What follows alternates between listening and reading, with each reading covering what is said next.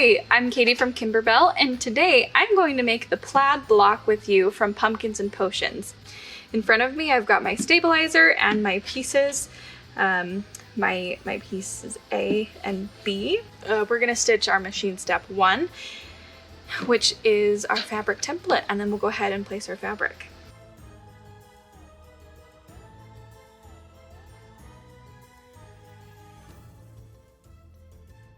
Alright, now that we've got our template, we are going to stitch our fabric placement line. Alright, now that we've got our placement line, I'm going to take our piece 1A and our piece 2. I'm going to place them at the same time with our piece 1A at the bottom and line that up with that placement line that we just stitched, and I'll tape it in place. And I'm just taping this so that our fabric doesn't shift as we do the next step.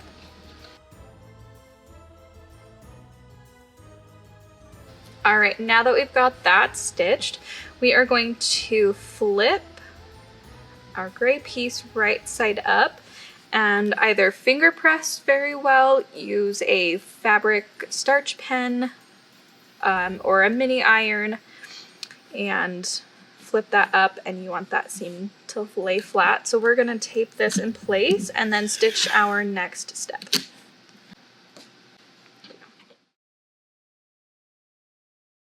I've got that stitched down, and we're just going to trim off this excess here. This will just make our seams lay a little bit nicer and keep extra fabric out of our seams. I'm going to take my next piece here and line that up with that stitch line that we just did and tape that in place. It's a lot of back and forth and flipping fabric, but it's all worth it in the end, I promise.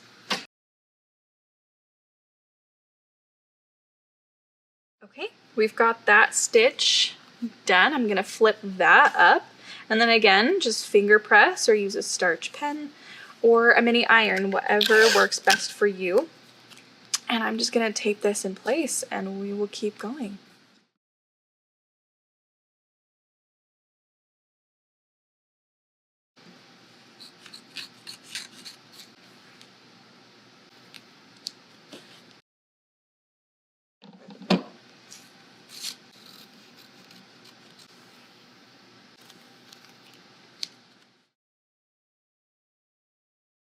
So now that you have completed your embroidery file, we're going to take this out of the hoop, and I'm going to show you how to trim it. And this will be for both sections that you're going to do.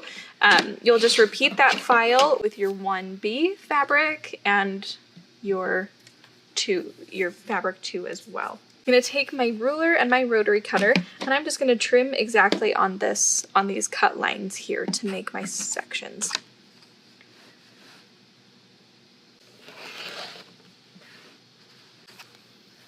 Going to leave some fuzzies here from my threads, but that is okay. We can clean those out.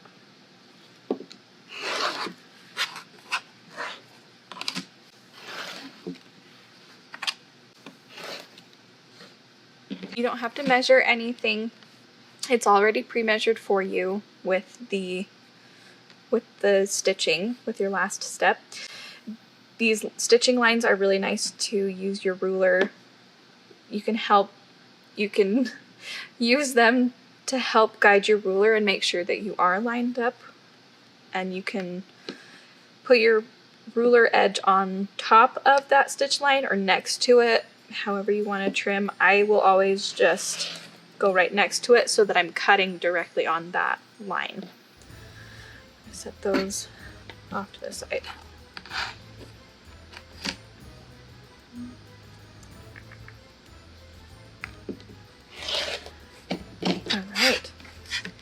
Alright, I've got those. We'll just clean up our threads. And I'm just going to do that one more time with our second section here. Some people will trim it a different way. I do the outside first and then my inside blocks, but you can trim all of your inside blocks first and then go to the outside.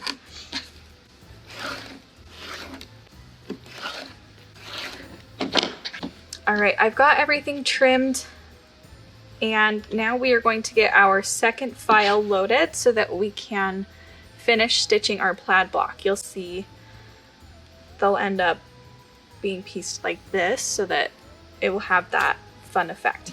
So let's get that prepped. All right, now we've got everything prepped for our part B file for the plaid block. I have my instructions here to follow along. I've got my blocks stacked so that I can easily just grab the next one, how I know it's gonna lay. I've got our first step here stitched, and this is our template. We are going to stitch our placement line, and that's gonna be the guideline for how we will place our first section here.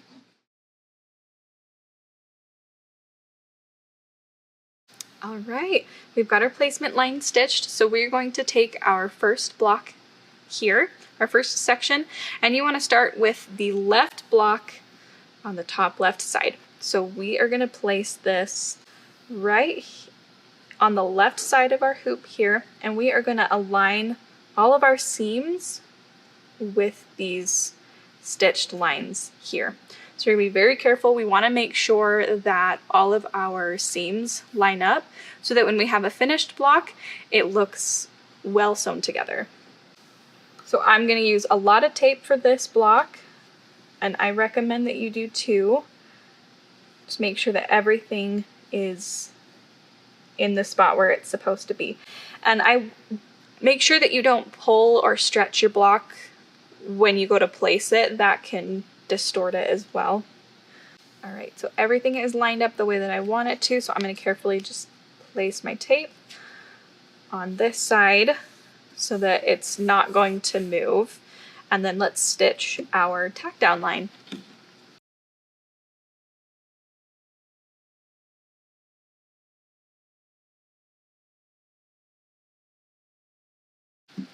And as you go, you'll notice we're taking smaller seams. These blocks are already pieced. They already have 2 layers of fabric and stabilizer, so we want to limit the amount of bulk in these seams. So this is about 1/8 of an inch. Our usual seam allowance is 1/4 of an inch. So don't get worried if you're seeing that smaller seam allowance. That is done on purpose.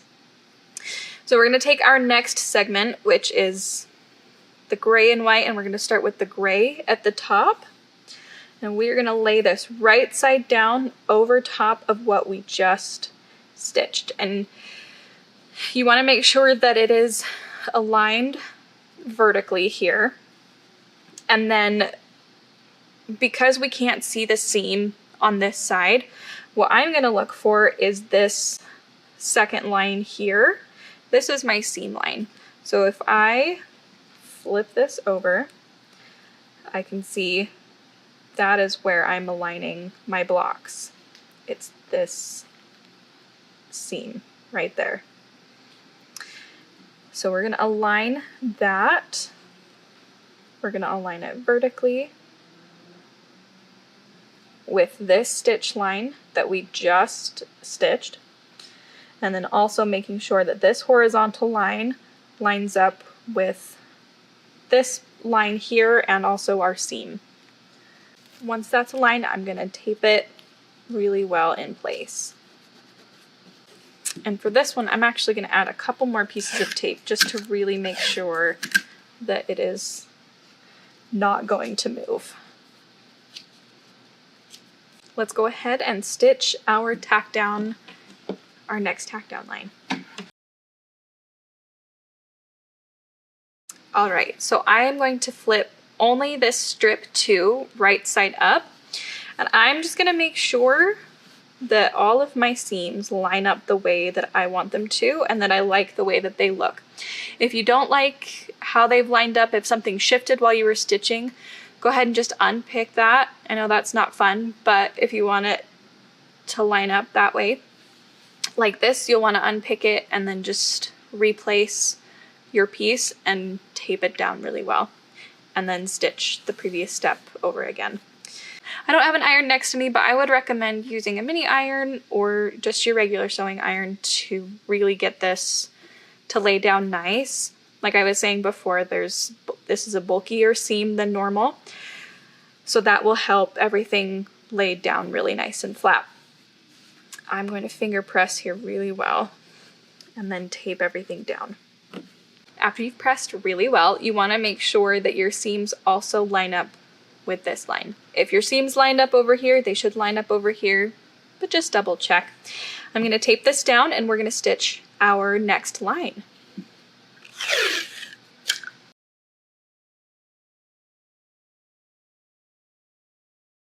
And now we're going to do our next section. Again, make sure that the black is towards the top here. We're going to lay it right side down and align it with that placement line. So on this you'll notice my pieces were flip-flopped. So for your gray and white piece, our seam line was the second line, and for this one, because it's flipped the other way, my seam line is at the top. So that is where my seam lines up with this line. So you just really want to pay attention to making sure that that seam matches up really nicely. Now that I've got that aligned, I'm going to tape in place and we're going to stitch our next step.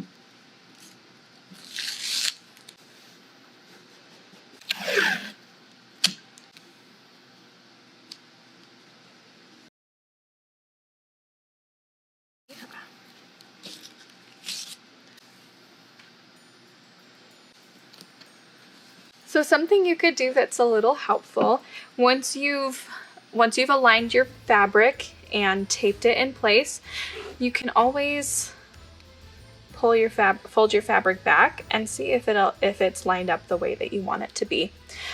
I like the way that this is lined up here, so I'm gonna go ahead and just press down my tape really good and then stitch my next step.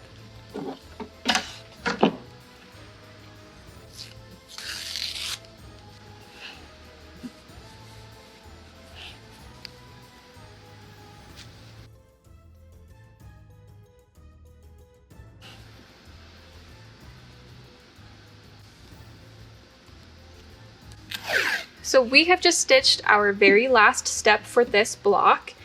Our last step is these trimming guidelines on the top and the bottom. They're also tacked down lines, they hold our block in place. Yeah, it's not too bad once you get started. If you are doing background quilting block by block, you will have to add the batting before you start. So you'll add the batting first, trim it, and then go to piecing your strips together. And then your very last step will be your background quilting on top of your finished pieced block. Thanks so much for joining us. I hope you enjoy making your plaid block for Pumpkins and Potions.